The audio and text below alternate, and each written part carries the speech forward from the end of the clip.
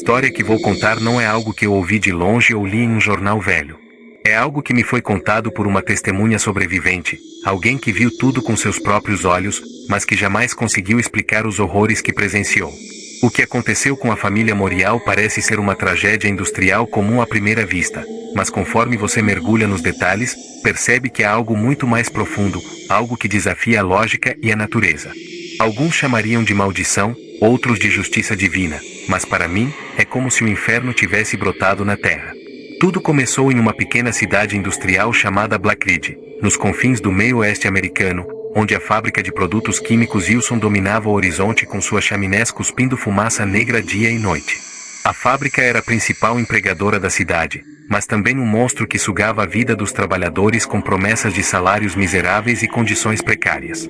Entre os trabalhadores estava o patriarca da família Morial, Marcos, um homem simples que acreditava estar garantindo o futuro de sua esposa e 6 filhos. Mas o que ninguém sabia era que a Wilson estava despejando resíduos químicos ilegais no subsolo da fábrica, contaminando lentamente não apenas o ambiente, mas também seus próprios trabalhadores. A tragédia começou com uma explosão inexplicável, uma nuvem tóxica que cobriu os arredores da fábrica e foi tragada pela casa dos Morial como uma névoa assassina. Quando a poeira baixou, a família nunca mais foi a mesma. E foi então que os corpos começaram a aparecer. A noite da explosão ficou marcada na memória de todos em Black Ridge. Um som ensurdecedor rasgou o ar, seguido por uma coluna de fumaça negra que se ergueu no céu como uma torre de pesadelos. A sirene da fábrica soava incansavelmente, mas os bombeiros que chegaram ao local logo perceberam que não havia incêndio. Havia algo pior, um vazamento químico em proporções nunca vistas. Marcos Morial estava na fábrica naquele dia. Ele era um operário experiente, encarregado de supervisionar os tanques de resíduos químicos. Quando a explosão ocorreu, ele foi um dos primeiros a ser exposto à substância, uma mistura densa, ácida e fumegante que parecia ter vida própria.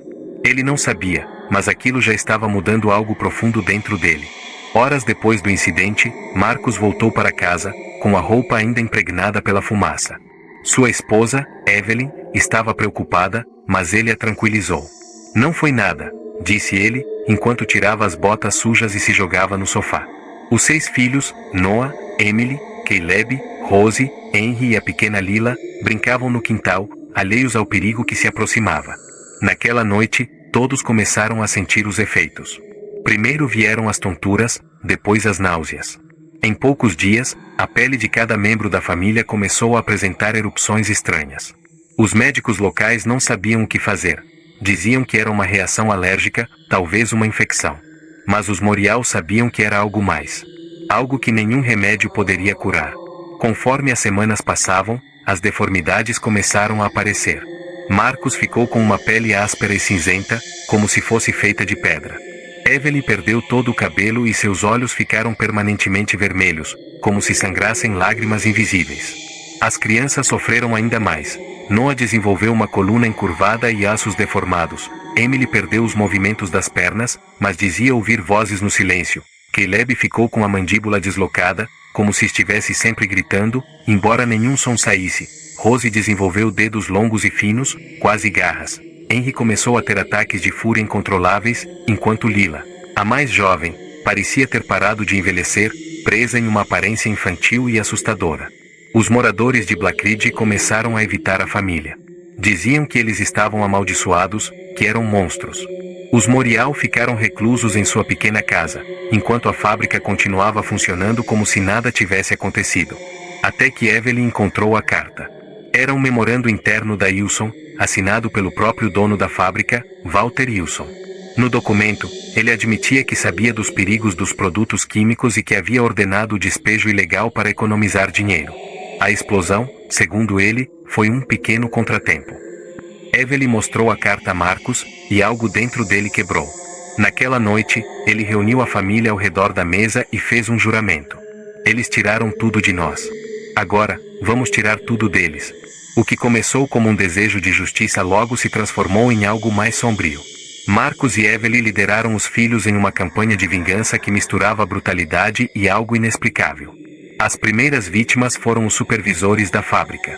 Um a um, eles começaram a desaparecer, seus corpos encontrados dias depois em estados grotescos, como se tivessem sido atacados por algo além do humano. No entanto, as mortes não eram apenas brutais, havia algo que ninguém conseguia explicar. Testemunhas relataram ver sombras movendo-se sozinhas, ouvir sussurros que pareciam vir do nada, e sentir um frio intenso antes de cada ataque. E assim, a lenda da família Morial começou a se espalhar.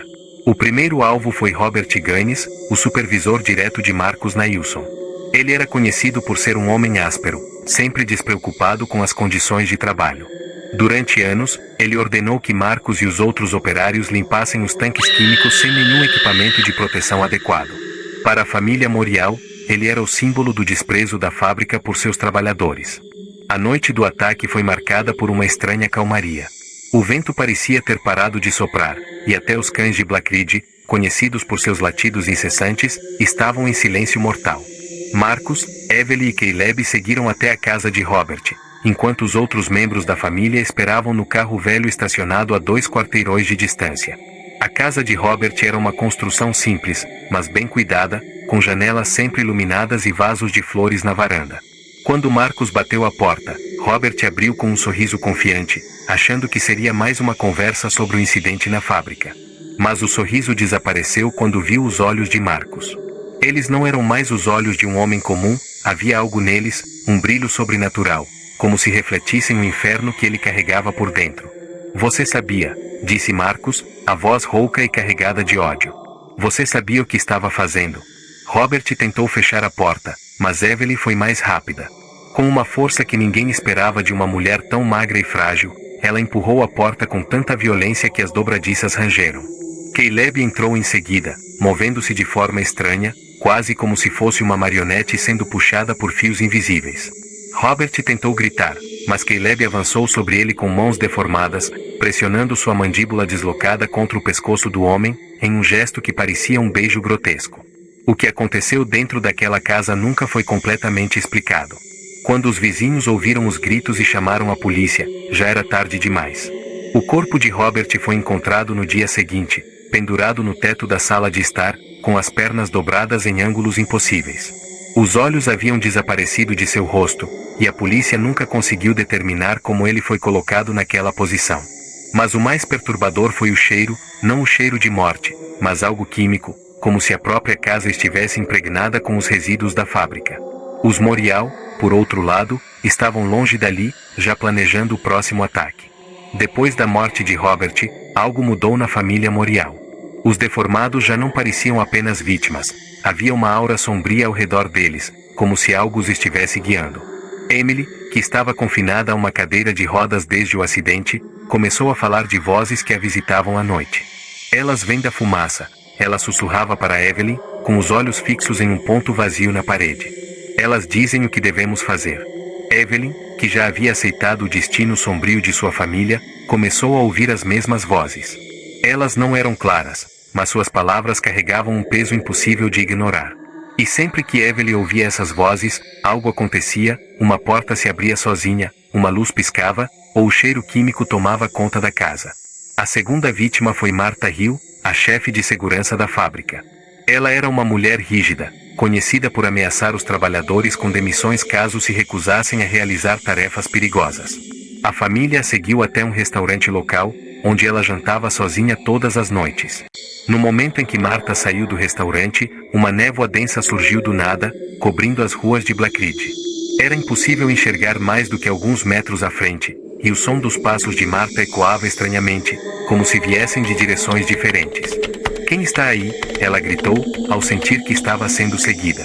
Foi então que viu Lila. A pequena garota estava parada no meio da rua, com seu vestido branco sujo e olhos fixos em Martha.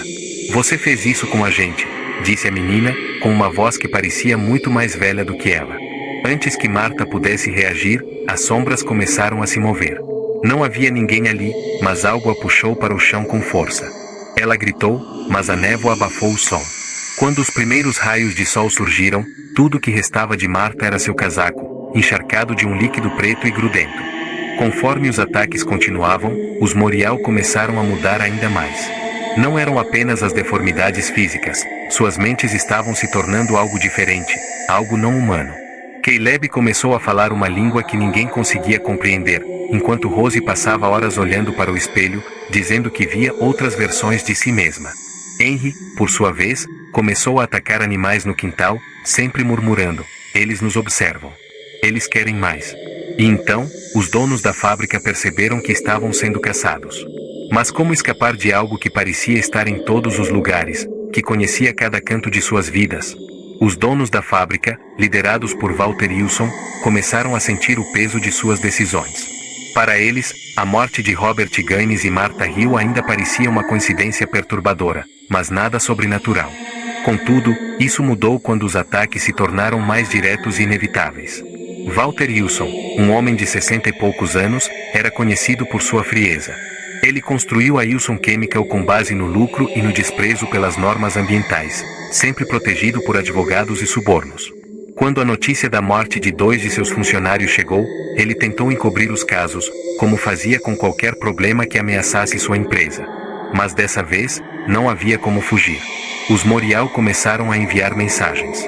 Primeiro, foi uma carta deixada na mesa de Walter, em sua luxuosa mansão. Escrita em uma caligrafia hesitante, quase infantil, ela dizia: "Você sabia o que estava fazendo. Você nos matou. Agora, é a sua vez." Walter tentou ignorar, mas naquela mesma noite, ele ouviu passos no corredor da mansão, mesmo estando sozinho. Quando foi verificar, encontrou pequenas marcas de mãos deformadas nas paredes, como se algo estivesse rastejando pelos corredores. O cheiro químico, sempre presente nas cenas dos ataques, já começava a impregnar sua casa. O primeiro dos donos a cair foi Thomas Griaves, o chefe financeiro da Wilson. Thomas passava a maior parte do tempo em seu escritório, um prédio moderno no centro da cidade. Ele era um homem paranoico, que já havia contratado seguranças para protegê-lo desde os primeiros ataques. Mas naquela noite, ninguém poderia salvá-lo. Thomas estava trancado em seu escritório, revisando números e tentando encontrar uma maneira de desviar fundos antes que os rumores sobre as mortes afetassem os lucros da empresa. Foi então que as luzes começaram a piscar.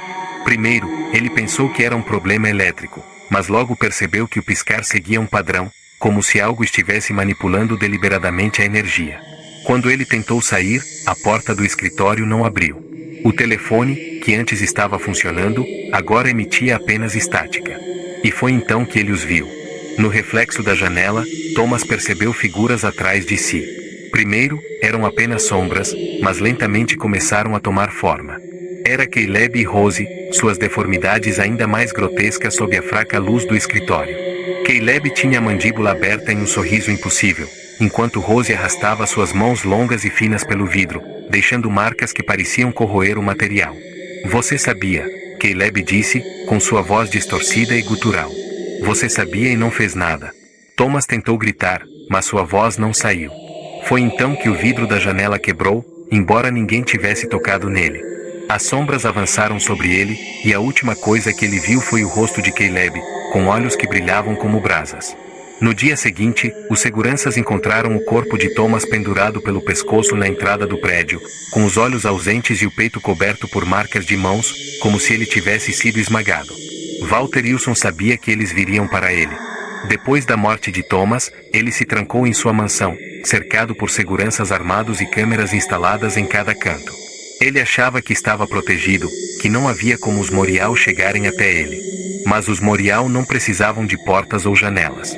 Na noite que marcou sua queda, Black Ridge foi tomada por uma densa névoa.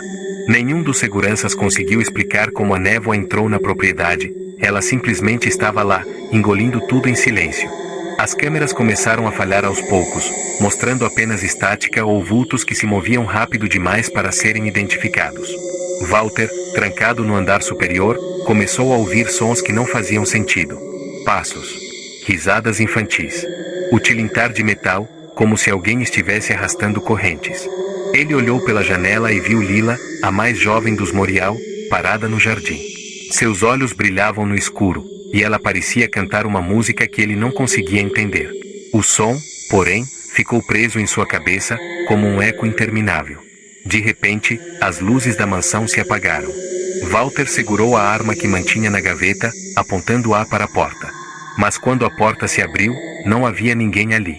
Em vez disso, o cheiro químico inundou o quarto, tão forte que parecia queimar sua garganta. "Você não pode fugir", uma voz sussurrou, mas não parecia vir de um lugar específico. Era como se estivesse dentro da cabeça de Walter. As sombras começaram a se formar ao seu redor. Marcos estava lá, com sua pele cinzenta e rachada como pedra, os olhos brilhando com ódio.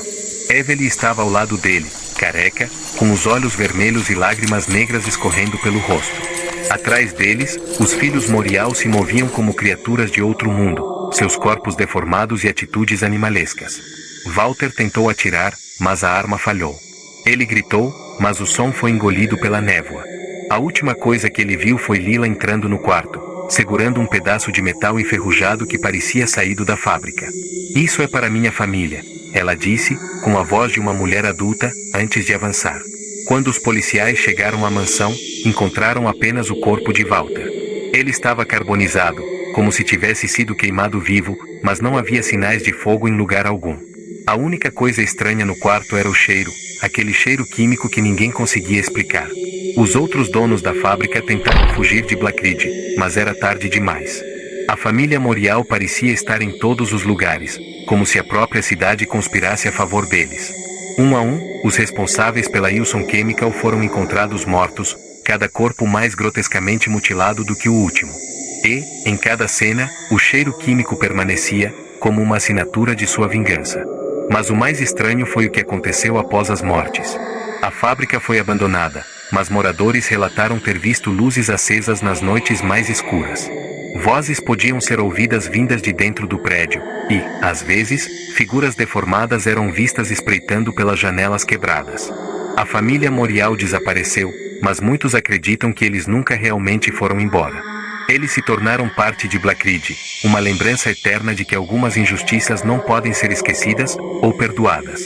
Depois que os donos da Wilson Chemical foram eliminados, esperava-se que a sede de vingança da família Morial tivesse sido saciada.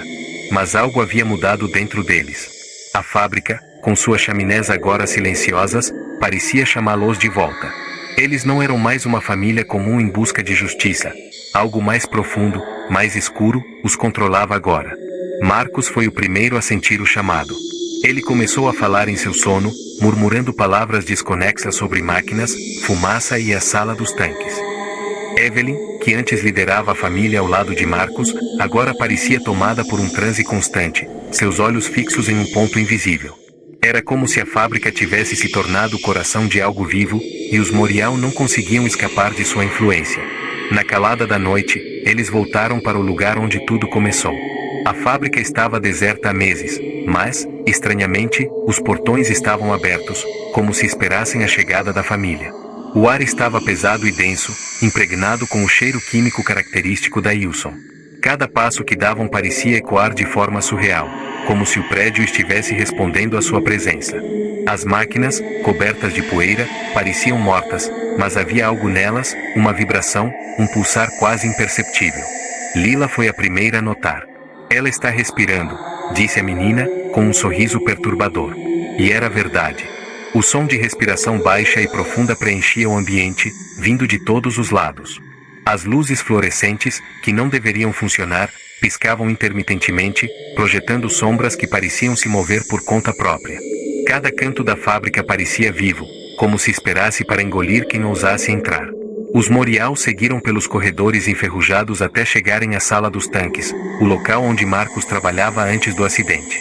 Era ali que os resíduos químicos eram despejados e onde a explosão que mudou suas vidas havia acontecido. Mas agora, o lugar parecia diferente. Os tanques, antes apenas recipientes metálicos, estavam cobertos de um material orgânico que pulsava como carne viva.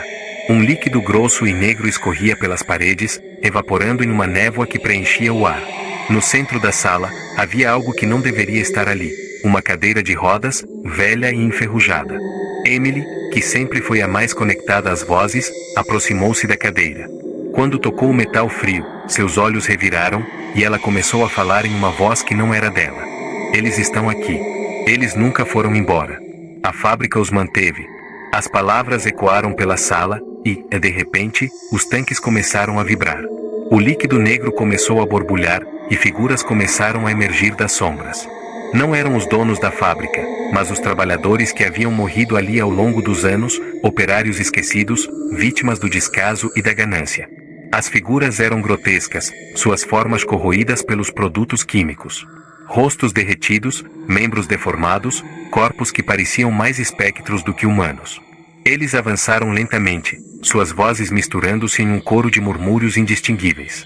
No início, pensamos que eram os donos, disse Marcos, sua voz tremendo pela primeira vez desde que tudo começou. Mas não. Eles eram apenas o começo.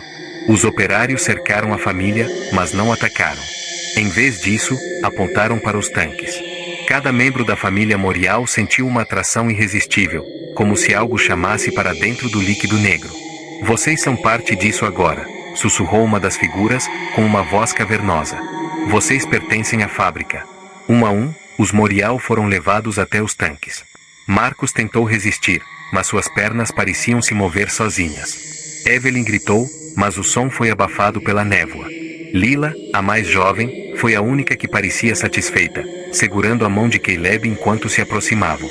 Quando cada membro da família entrou no tanque, o líquido negro os envolveu completamente. Não havia dor, mas também não havia alívio, apenas uma sensação de vazio.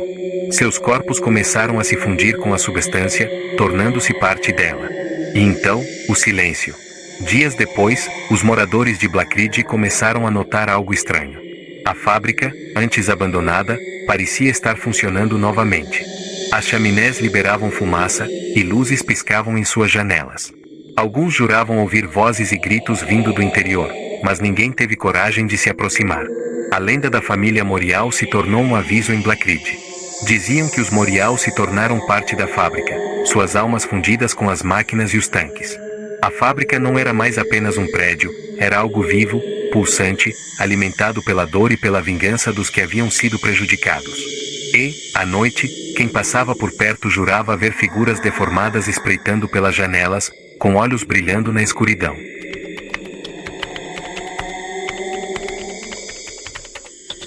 Era uma noite fria de outono quando eu e meu amigo Carlos decidimos pegar a estrada para visitar nossa família em uma cidade vizinha. A viagem seria longa, e o cansaço já começava a nos atingir quando avistamos a rodoviária. Não era um lugar comum, era uma construção antiga, com paredes descascadas e um letreiro que mal se lia, Rodoviária Central de Blackwood. Carlos sugeriu que parássemos para esticar as pernas e usar o banheiro. Eu hesitei. Havia algo naquele lugar que me incomodava profundamente. O estacionamento estava vazio, e as luzes da rodoviária piscavam de forma irregular, como se estivessem prestes a apagar. Mas, com o cansaço falando mais alto, concordei. Ao entrarmos, o silêncio era opressivo. O som dos nossos passos ecoava pelo salão vazio, e o cheiro de mofo e algo mais, doce, quase enjoativo, enchia o ar. Foi então que ouvimos um riso. Baixo, distante, mas inconfundível. Era o riso de um palhaço. Carlos olhou para mim, tentando disfarçar o medo com uma piada. Deve ser algum maluco perdido por aqui. Mas eu sabia que não era algo normal. Aquele riso não vinha de uma pessoa. Era como se ecoasse das paredes, do chão, do próprio ar. Decidimos ignorar e seguir para os banheiros.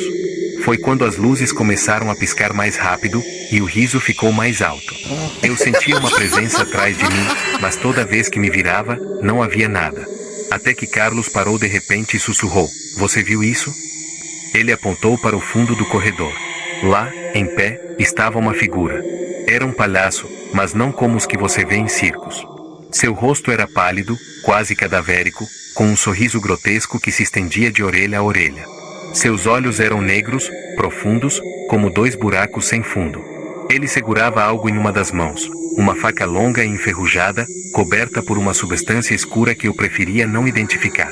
Antes que pudéssemos reagir, as luzes se apagaram completamente. Quando voltaram, o palhaço havia desaparecido. Mas o riso ainda estava lá, ecoando em nossas mentes. Carlos e eu trocamos olhares de puro pânico. O riso ainda ecoava em nossos ouvidos, mesmo que o corredor estivesse aparentemente vazio.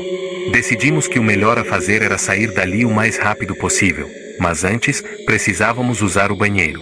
Era uma necessidade urgente, e a ideia de voltar para o carro sem resolver isso era impensável. Entramos no banheiro masculino, que estava em um estado deplorável. As paredes estavam cobertas de rachaduras, e o chão estava molhado, com poças de água suja espalhadas por todos os lados. O cheiro era insuportável, uma mistura de mofo, urina e algo mais, metálico. Como sangue. Enquanto eu me aliviava em um dos mictórios, Carlos ficou de guarda na porta. Foi então que ouvi um barulho vindo de uma das cabines. Era um som baixo, como se alguém estivesse arranhando a madeira por dentro.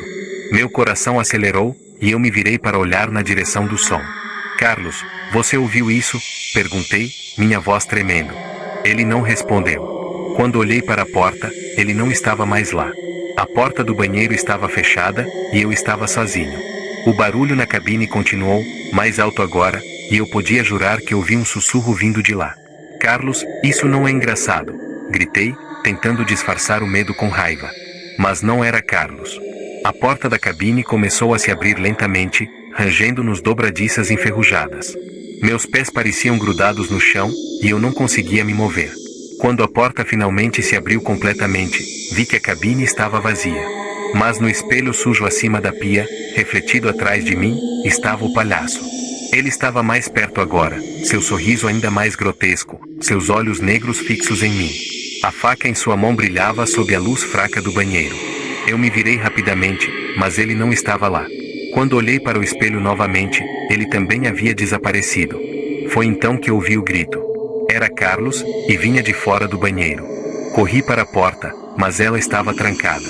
Bati com todas as minhas forças, gritando o nome dele. O riso do palhaço ecoou novamente, desta vez vindo de dentro do banheiro comigo. Senti algo frio e úmido tocar meu ombro, e quando me virei, não havia nada. Finalmente, a porta se abriu sozinha, e eu corri para fora, quase tropeçando no corredor escuro. Carlos não estava em lugar algum. Chamei por ele, mas a única resposta foi o eco da minha própria voz. Decidi que precisava sair dali, mas quando cheguei à entrada da rodoviária, a porta estava trancada. As janelas também estavam todas fechadas, e não havia sinal de Carlos. Foi então que ouvi passos atrás de mim. Eram lentos e pesados, como se alguém estivesse arrastando os pés. Quando me virei, vi o palhaço novamente, desta vez no meio do corredor. Ele segurava algo em sua mão livre. Era o boné de Carlos, manchado de sangue. O palhaço começou a rir novamente, um som que parecia vir de todos os lados ao mesmo tempo. Ele deu um passo em minha direção, e eu recuei, até bater em uma parede. Ele continuou se aproximando, sua faca brilhando sob a luz fraca. Foi então que as luzes se apagaram novamente, e eu fiquei imerso na escuridão total. Quando as luzes voltaram, o palhaço havia desaparecido, mas o boné de Carlos ainda estava no chão, ensanguentado.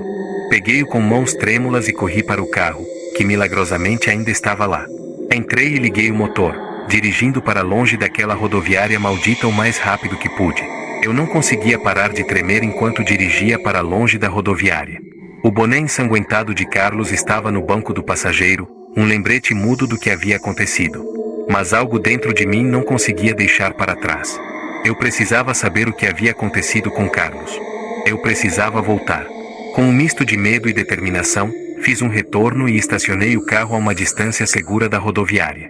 Peguei uma lanterna do porta-luvas e, com o coração batendo forte, comecei a caminhar de volta para o local. A noite estava ainda mais escura agora, e o vento uivava entre as árvores, como se estivesse tentando me avisar para não entrar. Ao me aproximar da rodoviária, notei que a porta principal estava entreaberta, como se alguém tivesse acabado de passar por ali.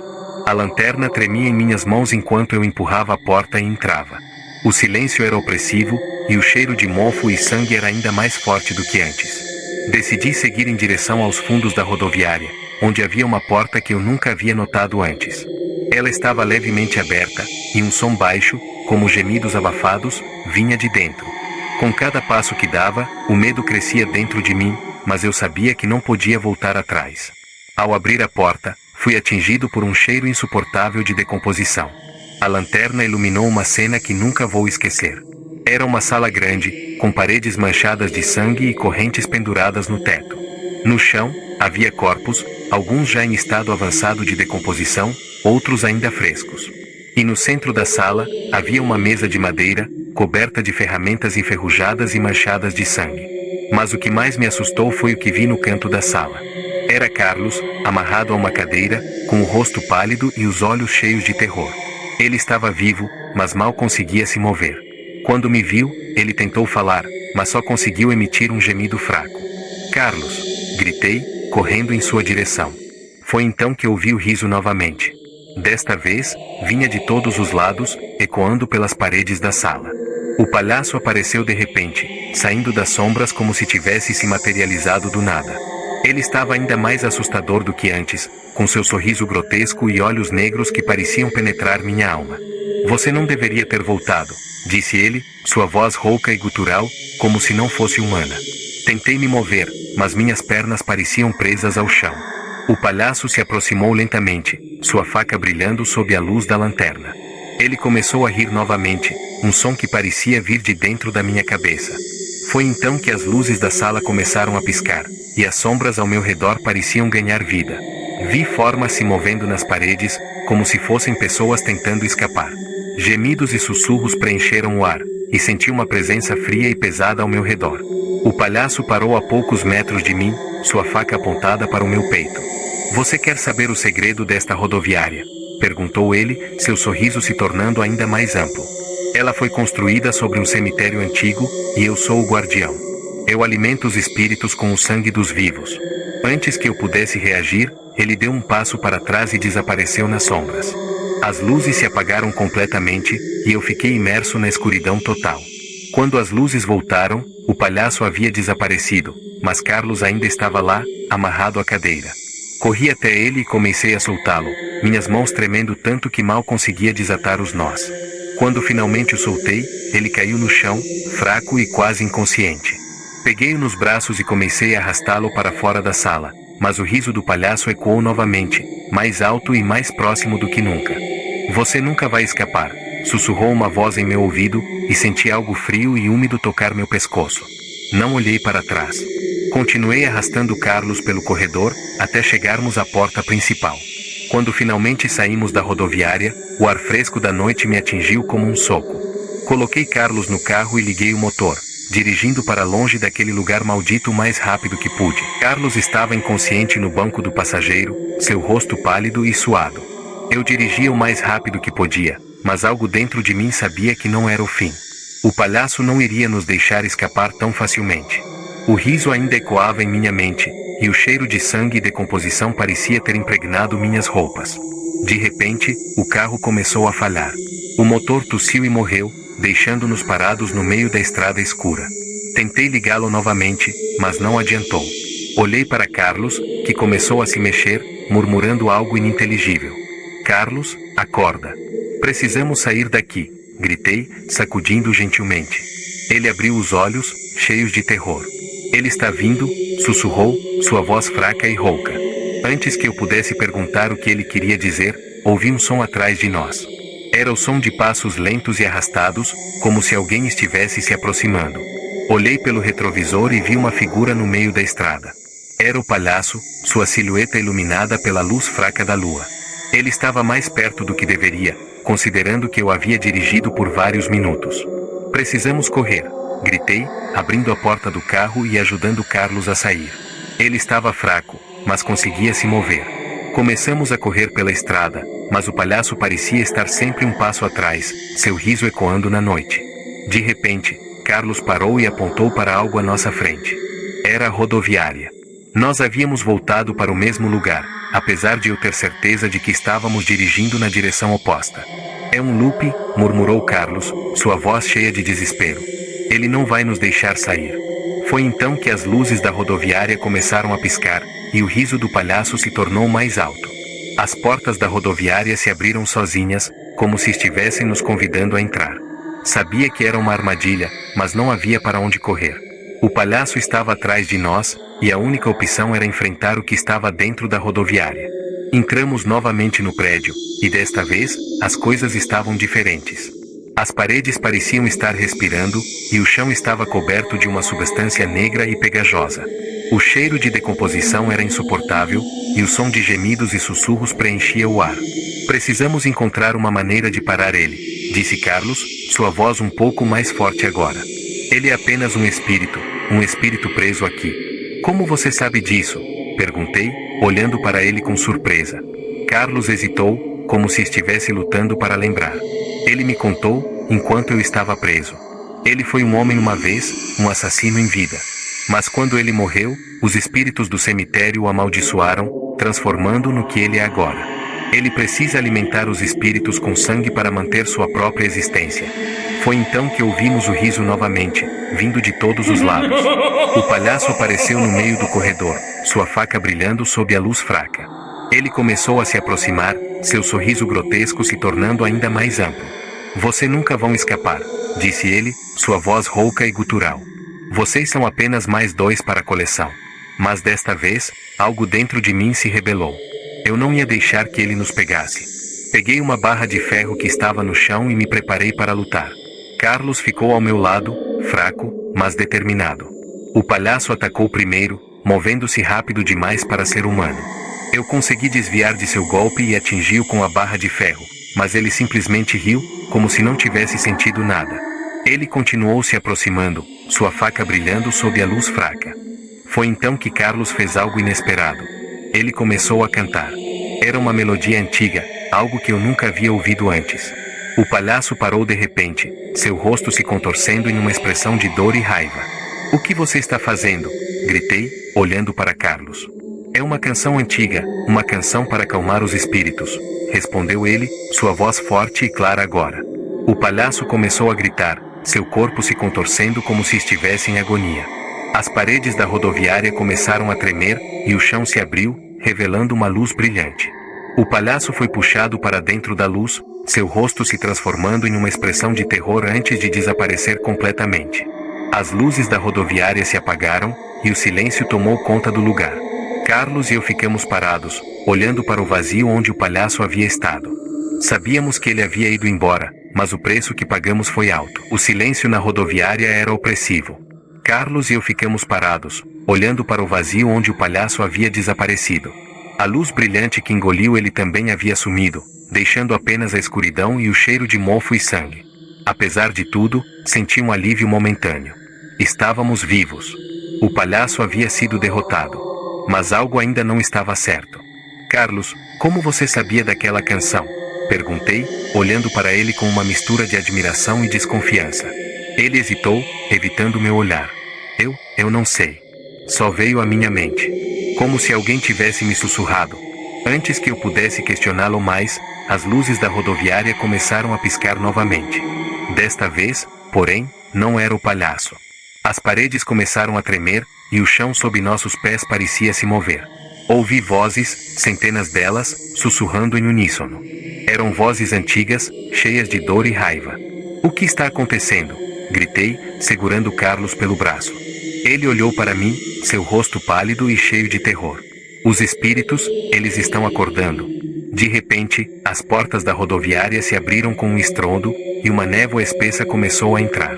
Dentro da névoa, vi formas se movendo. Eram sombras humanas, algumas completas, outras apenas fragmentos de corpos. Eles se aproximavam lentamente, seus olhos vazios fixos em nós. Eles estão bravos, sussurrou Carlos. O palhaço os mantinha presos, alimentando-os com sangue. Agora que ele se foi, eles estão livres, e famintos. Tentei me mover, mas minhas pernas pareciam presas ao chão. As sombras se aproximavam, suas mãos estendidas, como se quisessem nos puxar para o abismo. Carlos começou a cantar novamente, mas desta vez, a melodia não teve efeito. As sombras continuaram a se aproximar, seus sussurros se tornando gritos de raiva e dor. Precisamos sair daqui, gritei, puxando Carlos com força. Corremos em direção à porta, mas ela estava trancada novamente. As sombras estavam agora a apenas alguns metros de distância, suas mãos quase nos tocando. Foi então que Carlos fez algo que nunca vou esquecer. Ele olhou para mim, seus olhos cheios de lágrimas, e disse: Eu sinto muito. Eu não sabia que seria assim. Antes que eu pudesse perguntar o que ele queria dizer, ele se virou e correu em direção às sombras.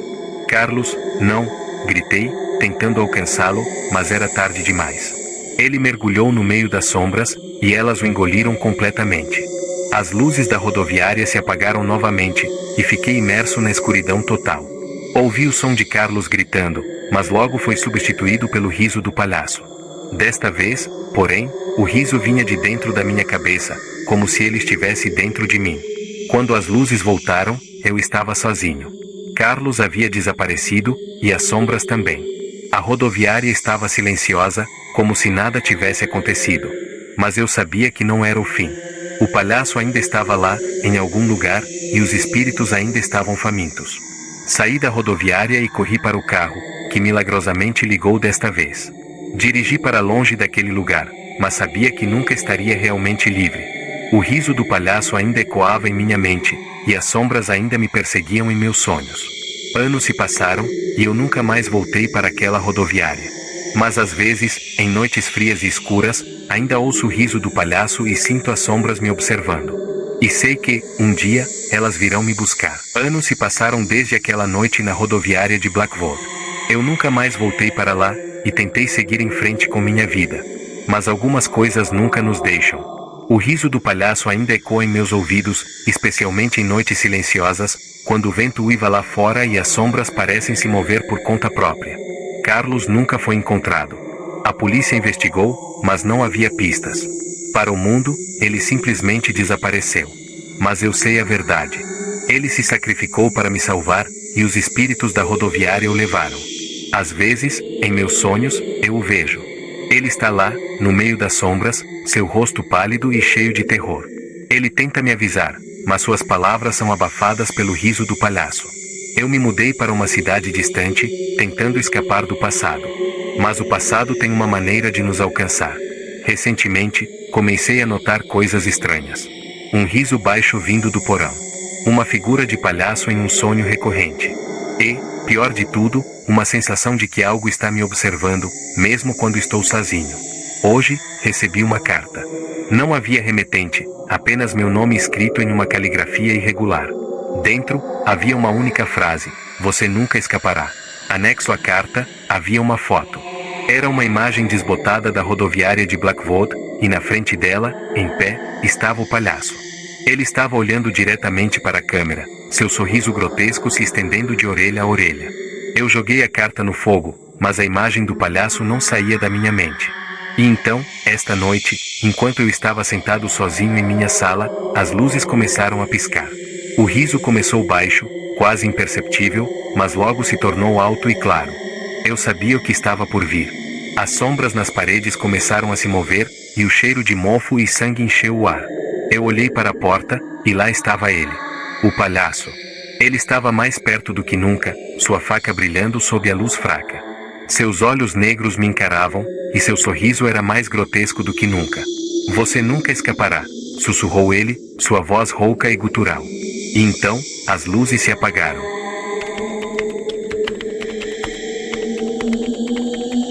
Era Halloween, e a pequena cidade de Black Hollow estava envolta em uma atmosfera sombria e festiva. As ruas estavam decoradas com abóboras iluminadas e teias de aranha falsas, e as crianças se preparavam para sair em busca de doces. Entre elas estava Emily, uma menina de 8 anos que estava ansiosa para comemorar seu aniversário, que coincidia com a data. A festa de Emily foi realizada em sua casa, com a presença de familiares e amigos. Entre os presentes, havia um que chamou a atenção de todos: uma boneca antiga, vestida com um traje vitoriano desbotado, com olhos de vidro que pareciam seguir quem quer que a olhasse. A boneca tinha um rosto delicado, mas havia algo em sua expressão que causava desconforto. "Quem trouxe isso?", perguntou a mãe de Emily, segurando a boneca com cuidado, como se temesse que ela pudesse quebrar. Ninguém se apresentou como doador, e a boneca foi simplesmente colocada junto aos outros presentes. Emily, no entanto, ficou fascinada por ela. "Eu vou chamá-la de Patrícia", disse a menina, abraçando a boneca com um sorriso. Naquela noite, enquanto a família se preparava para dormir, Emily colocou Patrícia em uma cadeira ao lado de sua cama. A casa estava silenciosa, exceto pelo som do vento uivando lá fora. Foi então que Emily ouviu um sussurro. "Emily." A menina sentou na cama, olhando ao redor. "Mamãe?", chamou, mas não houve resposta. O sussurro veio novamente, desta vez mais claro. "Emily, brinque comigo." Ela olhou para a boneca, e seus olhos de vidro pareciam brilhar no escuro. Emily sentiu um frio na espinha, mas decidiu ignorar. "Deve ser minha imaginação", pensou, deitando novamente.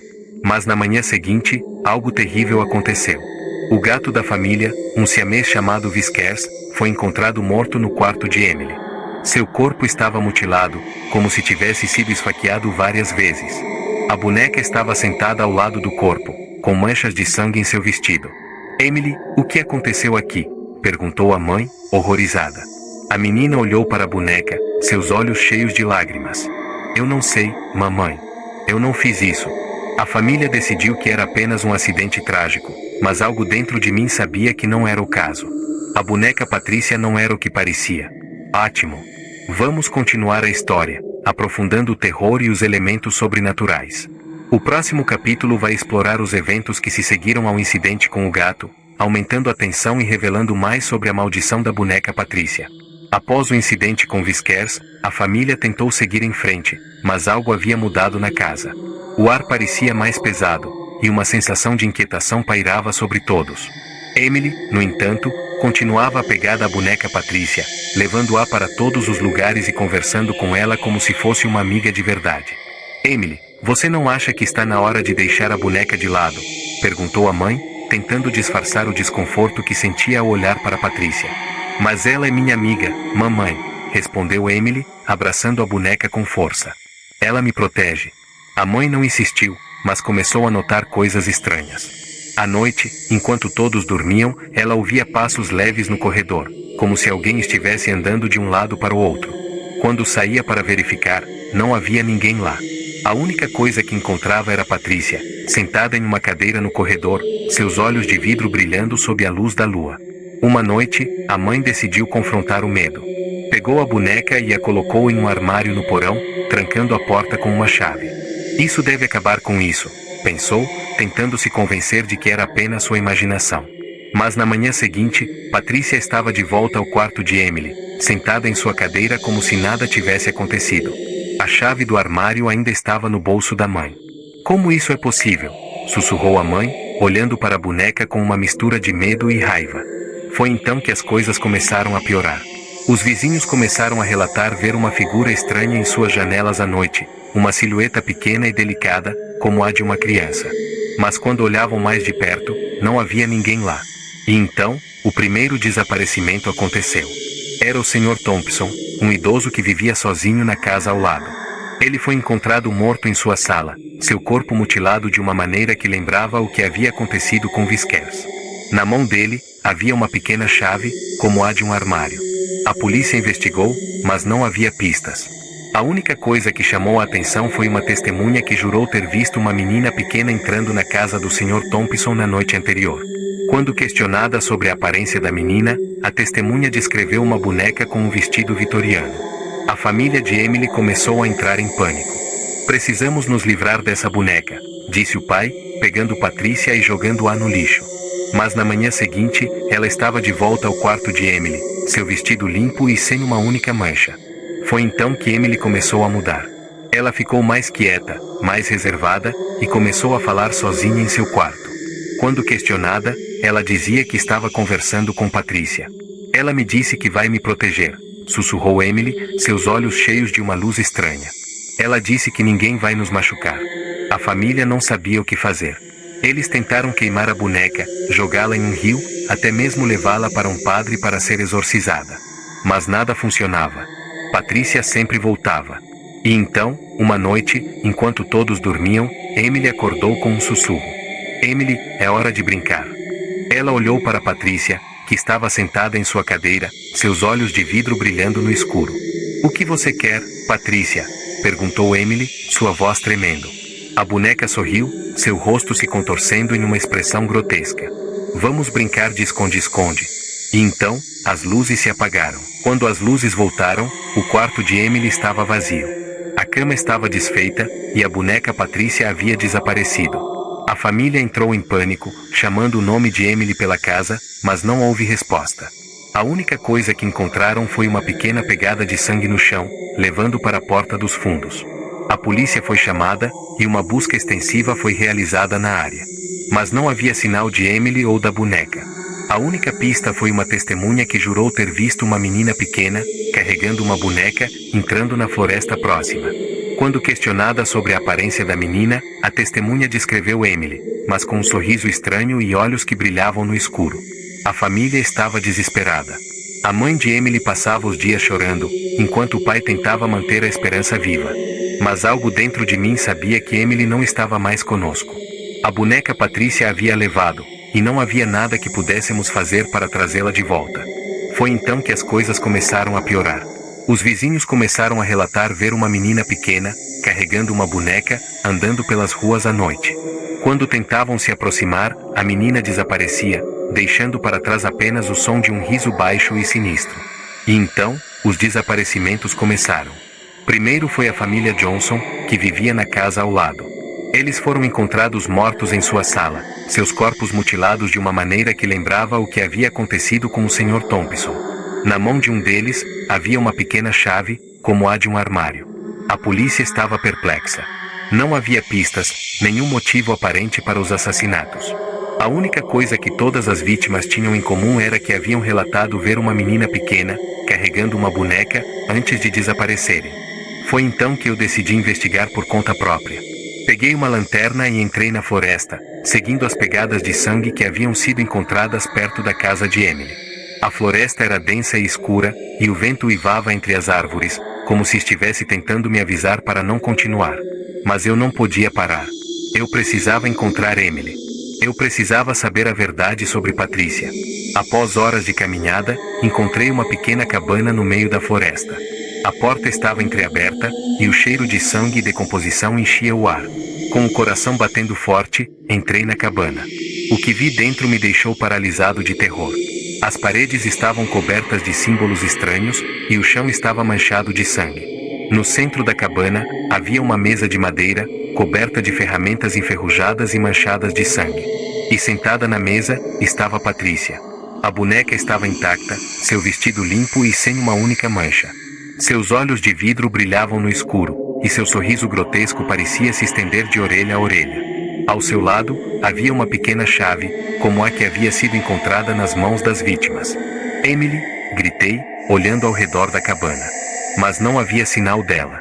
A única coisa que ouvi foi um riso baixo e sinistro, vindo de dentro da minha cabeça. Foi então que as luzes da cabana se apagaram, e eu fiquei imerso na escuridão total. Quando as luzes voltaram, Patrícia havia desaparecido, e eu estava sozinho na cabana, com o som do riso ainda ecoando em meus ouvidos. Saí da cabana com o coração batendo forte, a imagem da boneca Patrícia ainda fresca em minha mente.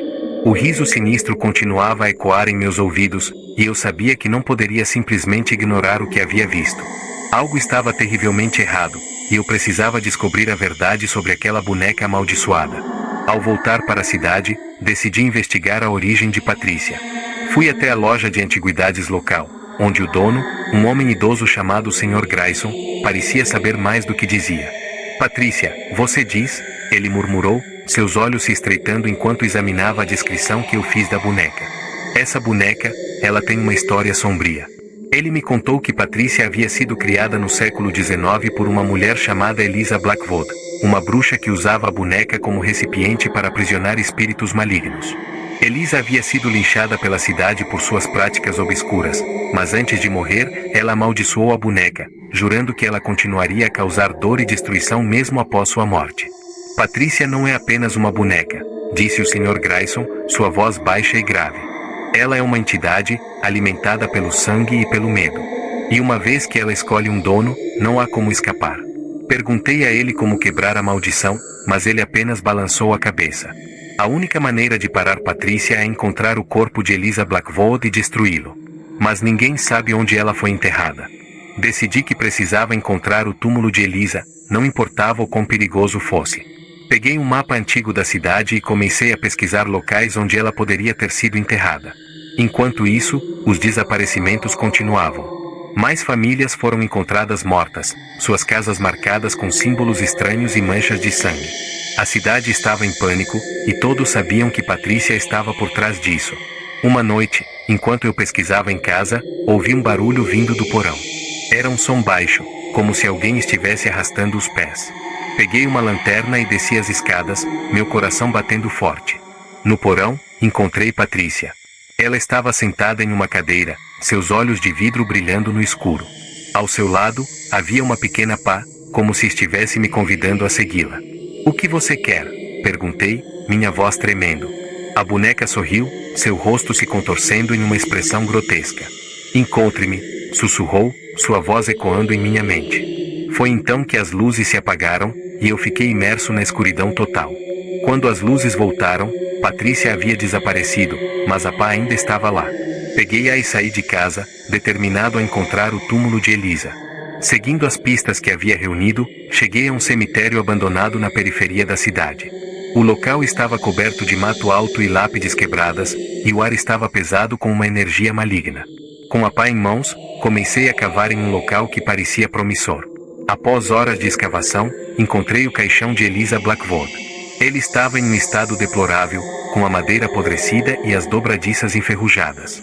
Com um esforço, abri o caixão e vi o corpo de Elisa. Ele estava surpreendentemente preservado, como se ela tivesse morrido apenas alguns dias atrás. Em suas mãos, ela segurava uma boneca idêntica a Patrícia. Foi então que ouvi o riso novamente. Era baixo e sinistro, vindo de todos os lados ao mesmo tempo. Quando me virei, vi Patrícia, de pé atrás de mim, sua faca brilhando sob a luz da lua. Você nunca vai escapar, sussurrou ela, sua voz rouca e gutural. Mas desta vez, eu estava preparado. Peguei a boneca que estava nas mãos de Elisa e a esmaguei com a pá. Patrícia gritou, seu corpo se contorcendo em agonia, e então ela desapareceu, deixando para trás apenas o som de um riso baixo e sinistro. Após destruir a boneca que estava nas mãos de Elisa, pensei que finalmente havia quebrado a maldição. O riso de Patrícia havia cessado, e a sensação de inquietação que pairava sobre a cidade parecia ter desaparecido. Voltei para casa, exausto, mas aliviado. Mas algo ainda não estava certo. Naquela noite, enquanto eu tentava dormir, ouvi um sussurro vindo do corredor. Era baixo e distante, mas inconfundível. Você nunca vai escapar. Levantei-me da cama, meu coração batendo forte. Peguei uma lanterna e saí do quarto, seguindo o som. O corredor estava escuro, e o ar estava pesado com uma energia maligna. Quando cheguei à sala, vi Patrícia, sentada em uma cadeira, seus olhos de vidro brilhando no escuro. Como você voltou? Gritei, minha voz tremendo. A boneca sorriu, seu rosto se contorcendo em uma expressão grotesca. Você nunca pode se livrar de mim, sussurrou, sua voz rouca e gutural. Eu sou parte de você agora. Foi então que percebi a verdade. A maldição de Patrícia não estava apenas na boneca, ela estava em mim. Ao tentar destruí-la, eu havia liberado o espírito de Elisa Blackwood, e agora ele estava dentro de mim, alimentando-se do meu medo e da minha dor. As luzes da casa começaram a piscar, e o riso de Patrícia ecoou novamente, mais alto e mais próximo do que nunca. Senti algo frio e úmido tocar meu pescoço, e quando me virei, vi o rosto de Elisa, seus olhos negros fixos em mim. Você nunca vai escapar, sussurrou ela, sua voz rouca e gutural. Tentei me mover, mas minhas pernas pareciam presas ao chão. As sombras nas paredes começaram a se mover, e o cheiro de sangue e decomposição encheu o ar. Vi formas se movendo nas paredes, como se fossem pessoas tentando escapar. Gemidos e sussurros preencheram o ar, e senti uma presença fria e pesada ao meu redor. Foi então que as luzes se apagaram completamente, e eu fiquei imerso na escuridão total. Quando as luzes voltaram, Patrícia havia desaparecido, mas o riso ainda ecoava em meus ouvidos. Senti algo frio e úmido tocar meu pescoço, e quando me virei, não havia nada. Mas eu sabia que ela ainda estava lá, dentro de mim, alimentando-se do meu medo e da minha dor. E eu sabia que, um dia, ela voltaria.